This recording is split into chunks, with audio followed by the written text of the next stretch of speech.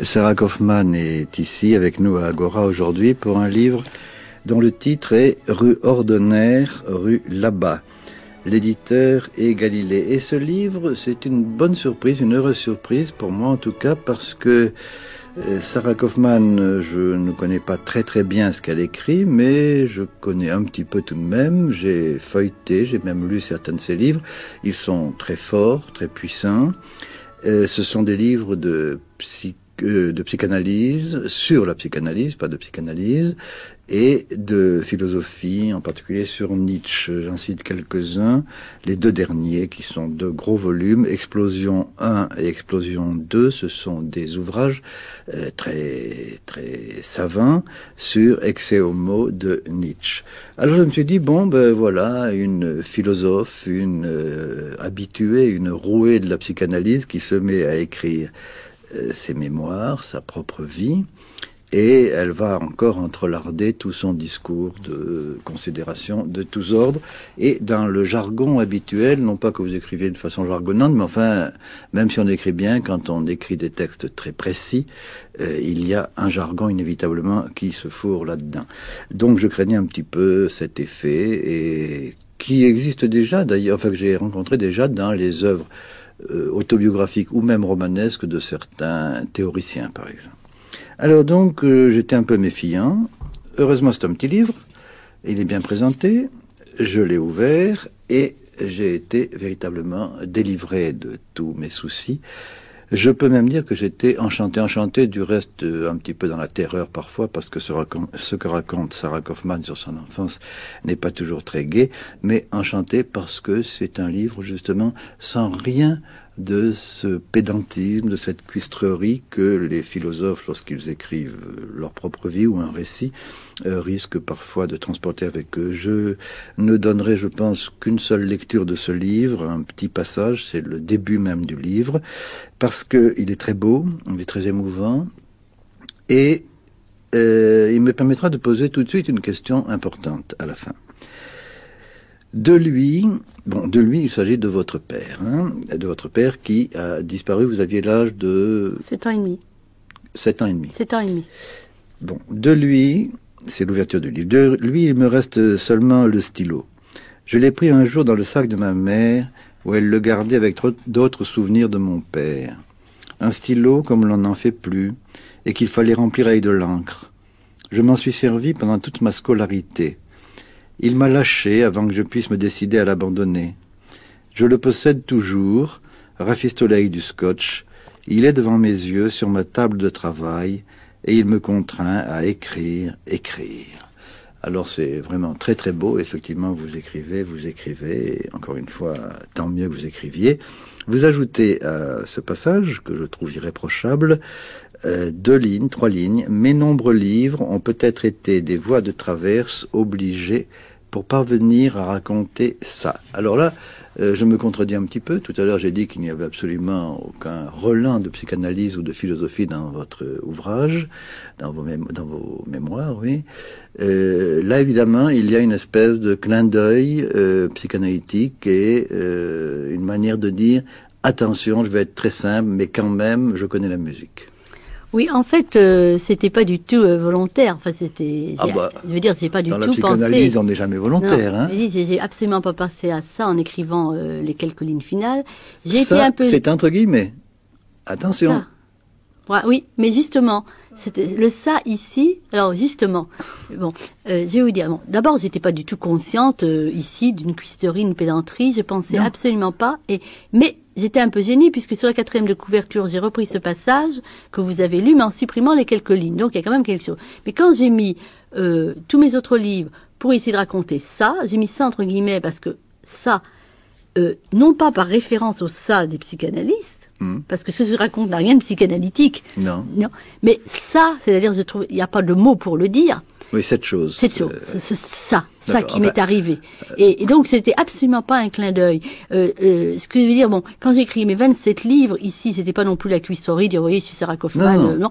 Mais c'était, en fait, parce que ce stylo de mon père, qui a été si important, bon, parce que c'est vrai ce que je dis, c'est-à-dire que j'ai vraiment écrit pendant toute ma période de lycée, et de primaire et de lycée avec lui, enfin de lycée surtout, parce qu'en primaire on écrivait avec la plume encore, mais c'est que, pour moi, ces 27 livres, je tenais à souligner quand même que de ce stylo de mon père, j'ai fait quelque chose.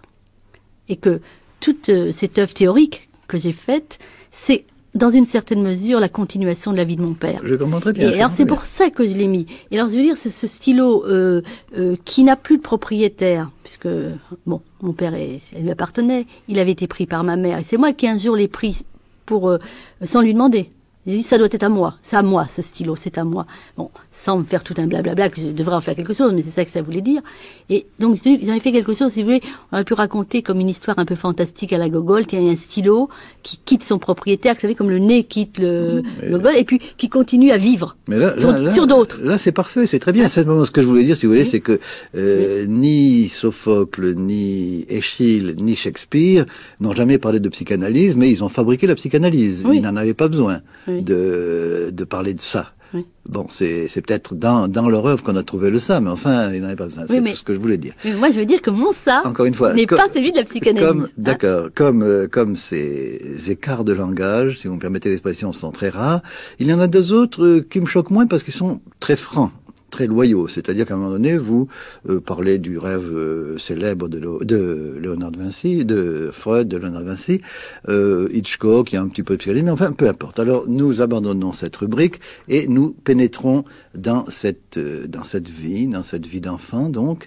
qui est évidemment frappée dès le départ, à 7 ans et demi, par un événement incroyable. Alors, je dis très rapidement, la situation et le décor. Votre père est rabbin, il est polonais, il est rabbin, il ne parle pas français, il parle yiddish, on parle yiddish chez vous, un petit peu hébreu.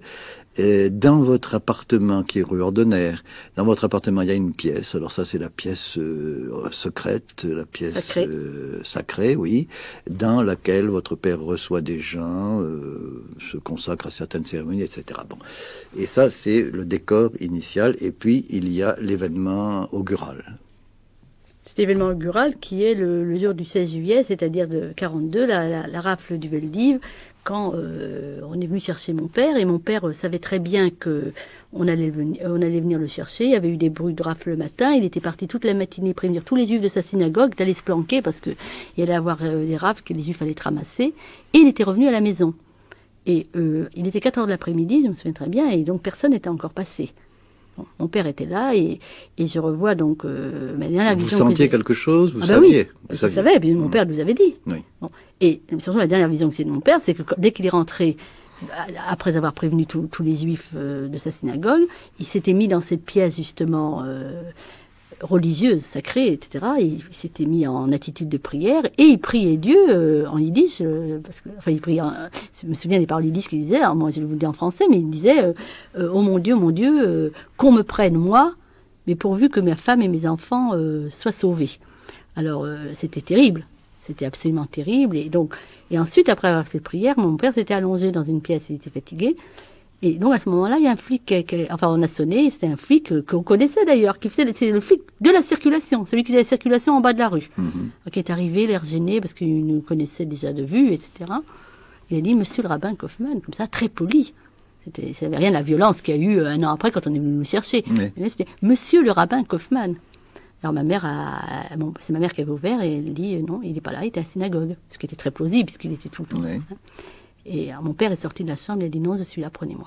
Parce qu'il avait peur. Il avait peur qu'on nous prenne parce que c'était le cas. Votre mère a essayé une tentative de diversion. Oui. Ma mère a une tentative de diversion. Elle a dit je suis enceinte, etc. Parce que j'ai un enfant dans les bras là. Bon, il arrive juste d'avoir 2 ans, c'était pas de chance parce que à l'époque on prenait pas encore les pères qui avaient des enfants de moins de 2 ans. Alors mon frère Jacques était né le 14 juillet. Et on est venu le 16 juillet. Et alors c'est à ce moment-là que ma mère a tendu le ventre en avant en disant oui, mais je suis aussi enceinte. C'était faux. Mais elle était grosse et alors, comme ça. Et c'est à ce moment-là, le flic était gêné. Il a dit moi je peux rien faire, je peux pas décider. Venez avec moi au poste de police vous expliquer. Donc il est parti avec ma mère. Il n'est jamais revenu. Il n'est jamais revenu. C'est ça. Et il y avait 6 enfants à la maison. 6 enfants. Là, on s'est retrouvés d'un seul coup dehors puisque ma mère a été accompagnée. On a pleuré. Alors, vous êtes retrouvés horrible. Dehors Tous. Et moi j'ai eu une certitude. Alors je sais pas comment les autres ce qu'ils ont éprouvé, sauf qu'on pleurait vraiment tous dans les rues, accrochés les uns aux autres. On faisait un groupe compact. Et on hurlait dans la rue, papa, papa, papa, papa, papa. Et moi, j'avais la certitude que jamais on n'était plus qu'un seul cri, et qui est pour moi. Alors par la suite, quand j'étais en 4e et que j'ai commencé à lire le grec, et j'ai trouvé opopoi dans les tragédies grecques, je me sentais mal à l'aise, j'étais gênée. Et c'est que maintenant, en écrivant ce texte, je me suis rendu compte qu'au fond, ça devait m'évoquer cette scène d'enfance. On criait tous au papa, papa, au papa, au papa. Bien, et ensuite alors commence une existence qui est évidemment terrible. D'une part, il y a ce trou gigantesque de l'absence de votre père, parce que vous dites tout de suite, j'ai compris que ce serait sans retour. Et après, vous avez eu confirmation beaucoup plus tard. Oui, alors c'est après la guerre, simplement, au moment où les gens ont commencé à revenir. Donc on a vu que mon père revenait pas et on a fini par recevoir un avis qu'il était mort à Auschwitz. Mais pendant la guerre, vous n'avez rien su. Rien. Sauf la carte de Drancy. Au moment de Drancy, dont je parle, une carte qui m'a énormément émue, puisque c'était c'était le dernier reste de... Il demandait des cigarettes. Oui. Mon père fumait énormément et ne supportait pas de ne pas fumer. Alors le sabbat, les Juifs n'ont pas le droit de fumer, c'était la grande privation. Et je me souviens, moi qui étais très sensible à tout ce qui arrivait à mon père, on regardait les 3 étoiles du samedi soir qui indiquent la fin du sabbat pour immédiatement voir mon père allumer la cigarette. Mais c'était pour moi comme ça au niveau du souvenir intéressant, c'est que alors que mon père, donc je vais fumer tout le temps, je n'ai aucun souvenir de voir mon père fumer. Sauf que moi, j'allais lui acheter le papier zigzag. Donc, c'est moi qui allais, j'étais fière, j'allais chercher au bureau de tabac. Bon, ça, c'est un truc positif. Mais sinon, je me souviens que des moments négatifs, c'est-à-dire les moments où il en était privé. Et alors, quand il a écrit à Auschwitz, parce qu'il avait le droit de recevoir des paquets de 2 kilos. Donc, en général, c'était envoie-moi des gamelles, et puis les gens envoyaient de la nourriture, du sucre, etc. Et lui, il a dit, non, envoie pas de nourriture, mais envoie-moi des cigarettes, des gauloises, etc., ou des bleus, des verts. Et je veux dire que quand je repense à ça m'a énormément émue parce que j'avais tellement, moi, vécu la souffrance de mon père le jour du sabbat quand il pouvait pas fumer, que je me suis dit, pour lui, c'était horrible. Et c'était extrêmement émouvant. Et après, par un témoignage, vous avez su que sans doute il avait été tué par un capot. Alors après, au retour de la guerre, quelqu'un racontait. Alors est-ce fiable ou pas? On y a cru, enfin quand même. Et puis la personne est revenue plusieurs fois là-dessus. Il a été massacré par un juif parce qu'il continuait à prier le jour du sabbat en disant je fais aucun mal, je prie pour vous, etc. Et le juif qui était un capot l'a descendu et il voulait absolument lui arracher son livre de prière qu'il avait conservé sur lui, un tout petit livre très plat qu'il avait emmené, semble-t-il, qui avait résisté, qu'on lui avait laissé à Auschwitz. Ça paraît incroyable. Oui. Bien, donc vous vous retrouvez 6 enfants, tous assez petits quand même. Entre 2 ans et 12 ans. Oui, votre mère qui n'a pas beaucoup d'argent, qui est juive, qui est repérée donc, et ça va encore durer 2-3 ans, et même après la guerre, ça ne sera pas tellement simple non plus. Alors là, vous avez beaucoup d'aventures d'appartements finalement. Hein. C'est d'errance. C'est-à-dire que après la guerre, comme ça, enfin quand on a eu pris mon père, on savait qu'on allait venir un jour ou l'autre chercher les autres personnes. Donc, les organismes communistes en particulier, là, moi, je suis assez reconnaissante. On dit souvent parler des mal du communisme. Moi, je me souviens toujours que ce sont des organismes communistes juifs qui sont venus pour avertir les gens. Il faut vous planquer, il faut vous cacher. Ils faisaient des fausses cartes d'alimentation, etc. Et donc, ma mère nous avait cachés tous à la campagne. Les uns par là, les autres ailleurs. On était tous cachés dans ces divers endroits. Elle ne pouvait pas partir parce qu'elle ne savait pas un mot de français, elle aurait été repérée tout de suite comme juive, mais nous on parlait tous français à l'époque et on avait tous appris le français à l'école et avec des faux noms, des faux papiers, on avait été passés dans l'heure chez des paysans qui ignoraient qu'on était juifs. Oui. Bon. Alors moi mon histoire commence à singulariser par rapport à celle de mes frères et sœurs, c'est que dans ce Merville qui est donc un village dans l'Eure, chez les paysans, je refusais de manger le porc parce que d'une part, j'étais très attachée à cette nourriture cachère, puisque j'étais très attachée à mon père et à tous les interdits religieux qui étaient vraiment énormes à la maison. Enfin, on vivait dans la terreur de faire une faute à ce niveau-là. Donc je ne voulais pas manger le porc, donc je refusais la nourriture. Et ma sœur Rachel, qui avait quand même 12 ans à l'époque, qui se rendait compte de la situation, avait écrit à ma mère il faut que tu la reprennes parce que sinon c'est d'ailleurs dangereux parce que si la lettre avait été ouverte, hein, ouais. Bon, enfin, si tu la reprennes parce que tout le monde va savoir qu'on est juif. Enfin, il se trouve que la lettre ne semble pas avoir été ouverte, bon. Et donc, j'ai été reprise par ma mère. Mais je sentais bien dans mon histoire, je sentais même à cette époque-là, mais sans me le formuler comme maintenant, que j'avais mis en avant cette histoire de cache-route, enfin de manger la nourriture cachère que je ne pouvais pas supporter autrement, parce qu'en fait, je ne pouvais pas supporter la séparation avec ma mère. Oui. Et donc, il fallait que ma mère me reprenne. Alors, ma mère m'a repris à cette occasion. La séparation d'avec votre mère, mais d'avec personne, enfin, de votre famille. Hein. Vous étiez très collante, comme oui, comme mais là, j'étais cachée avec mes frères et sœurs, là. Ah oui, là vous étiez caché avec votre... Moi je veux dire, d'une façon générale, oui, vous ne vouliez pas là, la solitude. Je ne pouvais pas supporter d'être seule. C'est ça. Mais là, j'étais cachée avec une sœur et un frère. Donc et j'ai pas pu dans cette époque avec ma Paris. mère. Je retourne à Paris, alors en plein danger, donc en plein 18e. Et donc mes frères et sœurs continuent à être cachés à la campagne. Et donc je vis désormais seule avec ma mère, dans l'appartement de la rue Ordener. Vous allez à l'école? Oui, je continue à aller à l'école, oui. Jusqu'à ce qu'un jour, justement, où à 8h du soir, quelqu'un tape à la porte, mais un homme, il était sur le pas, il n'est même pas rentré, il a dit « Allez vous planquer, vous êtes sur la liste pour ce soir, vous et vos 6 enfants. Alors là, on avait quasi la certitude que c'était pour nous. Bon, alors nous, on ne savait pas où aller, mais ma mère se souvenait d'une femme comme ça, chez laquelle on allait quand il y avait des bruits de rafles, qui était une ancienne voisine quand ma mère habitait rue des Poissonniers, et qui nous avait repérés comme étant des beaux enfants, blonds, chahuteurs, enfin bon, vous savez, on remarque les enfants, bon, etc. Et qui nous aimait comme beaux enfants. Elle demandait aux nouvelles de ma mère, elle m'a dit on va aller chez elle. Alors on a eu la chance, on est parti, donc, et elle nous a gardés pour la nuit, elle nous a pris tout de suite. Mais en principe, c'était que pour la nuit, quoi. Là, on a fait la bêtise, on est revenu le lendemain matin, on a fait une bêtise parce que ça aurait pu être grave. Oui. Et on a trouvé les scellés sur la porte, et c'était effectivement, ils étaient passés, et donc la concierge nous a dit qu'ils avaient jeté tous les meubles par la fenêtre. Alors vous êtes resté chez la dame en question? Et après, on est resté chez cette dame. Pas tous? Ben non, ma mère et moi. Tous les autres étaient restés à la campagne. Les autres étaient dans le... Oui. Alors c'est cette dame que vous appelez Mémé? Oui, et que j'appelle, c'est la dame de la rue là-bas. La dame de la rue là-bas, alors qui joue un rôle très très important dans votre salut, dans votre sauvegarde, votre survie, parce que sans doute sans ça, en effet, tout était perdu, mais aussi dans votre évolution. Oui, alors énorme. C'est-à-dire que, je saute les péripéties parce qu'en fait, elle n'a pas voulu nous garder d'abord parce que c'était très très dangereux. C'était en plein quartier juif. Il y avait des descentes de police tous les soirs, donc on était déjà dans ce climat de terreur. Mais moi, je voulais rester donc nulle part, donc pour passer les détails, donc je me retrouve chez elle en présence de ma mère, ce qui en principe aurait dû me satisfaire. Mais peu à peu, comme ma mère ne parlait pas le français du tout et que pour elle c'était extrêmement dangereux de descendre dans la rue parce qu'on lui demandait des papiers, cette femme a dit que c'est elle qui allait s'occuper de moi, qu'il fallait que je prenne l'air, donc il fallait que je sorte moi. Donc, comme j'allais plus à l'école, à partir du moment où j'étais recherchée, ça aurait été dangereux d'aller à l'école, donc je n'allais plus à l'école, et je ne pouvais pas rester enfermée avec ma mère tout le temps, donc elle s'est occupée de moi comme sa fille.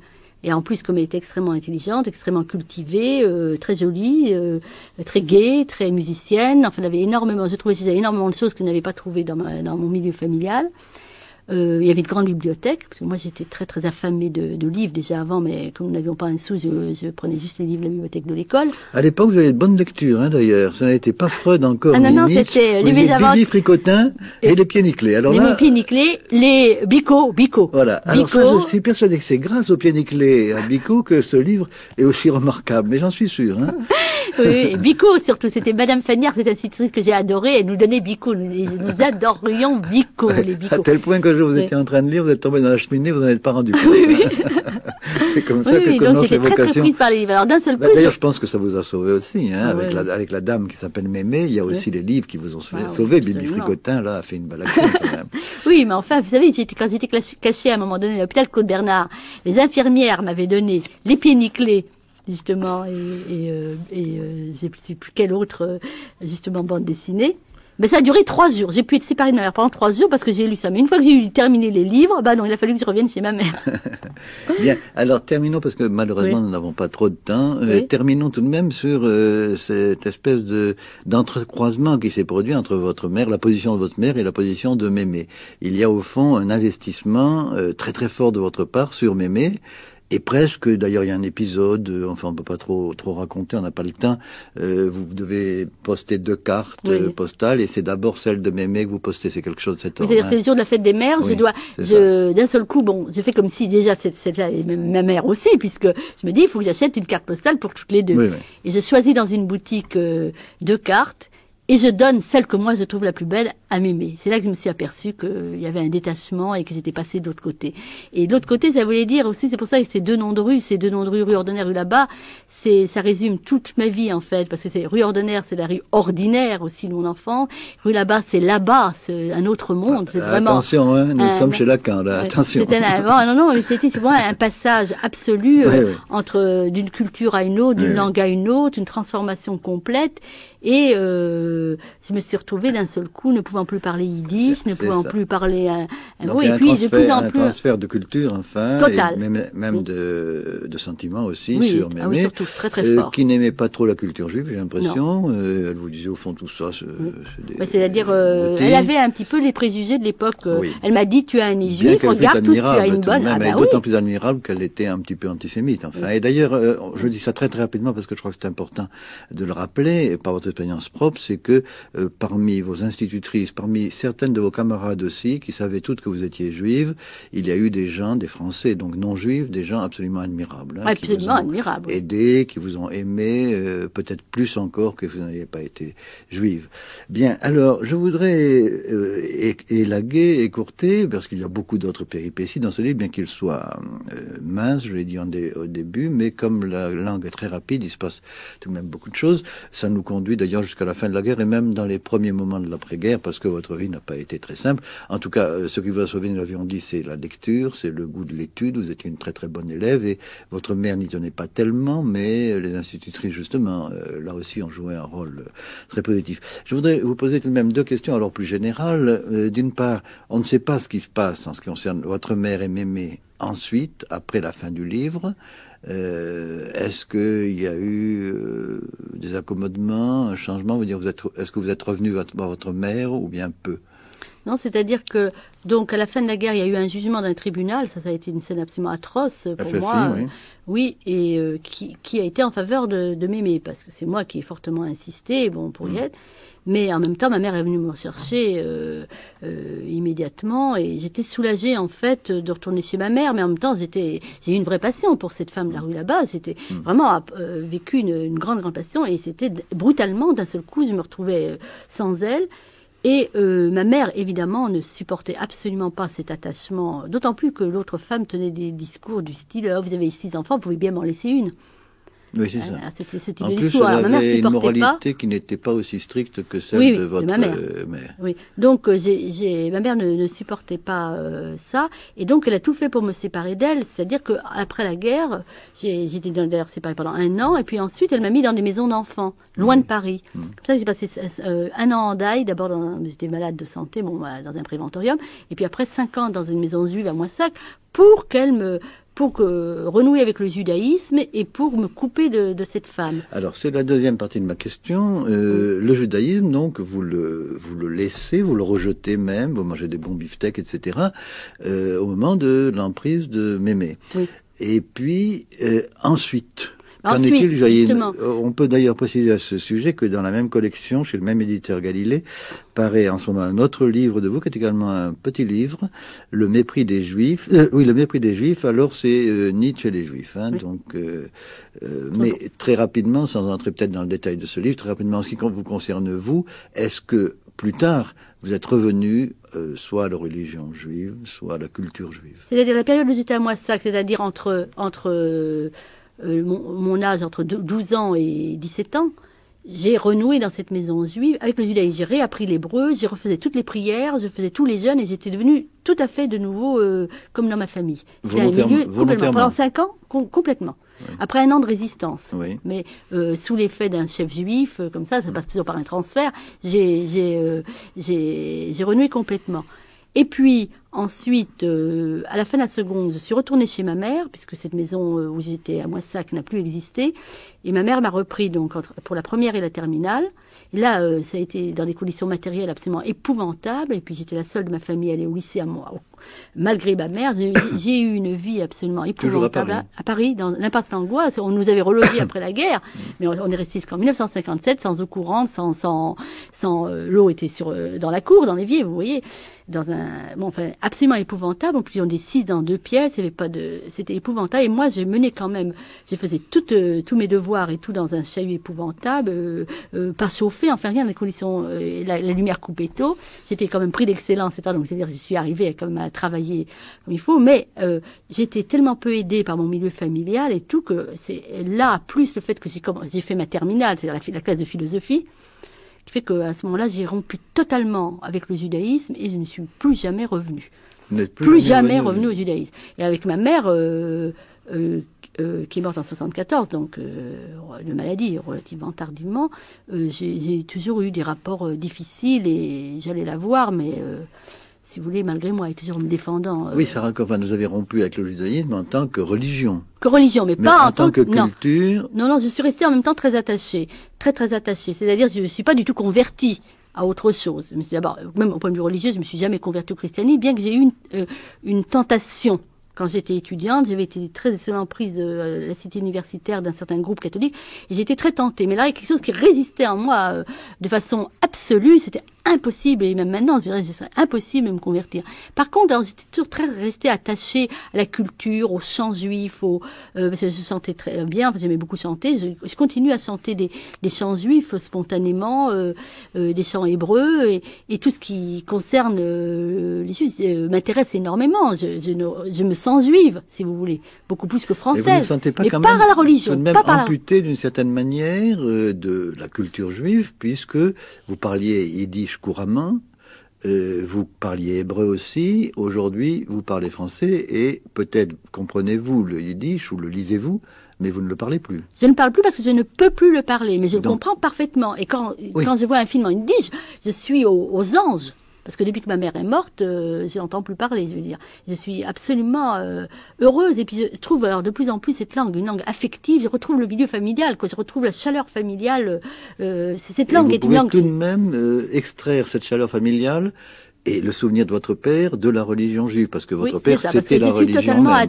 Je suis totalement athée, et c'est la voie du livre, la culture, la philosophie en particulier, bien que je sois devenue philosophe peut-être aussi, parce que j'ai appris très tôt avec cette double histoire la relativité des valeurs. Et donc je suis devenue philosophe, et pour moi on ne peut pas être philosophe et croyant en Dieu. Bien, je vous remercie Sarah Kaufmann. Je rappelle le titre de ce très beau livre, très émouvant aussi, et littérairement, je l'ai déjà dit, mais tout à fait réussi. Rue ordinaire, rue là-bas, publié chez Galilée. L'autre livre dont nous avons dit un mot à peine, Le mépris des Juifs, également chez Galilée. Pour les têtes plus philosophiques, je cite aussi, toujours chez Galilée, d'ailleurs vous êtes très fidèles, 2 gros livres consacrés à Ecce Homo de Nietzsche. L'un s'appelle Explosion 1 et l'autre Explosion 2.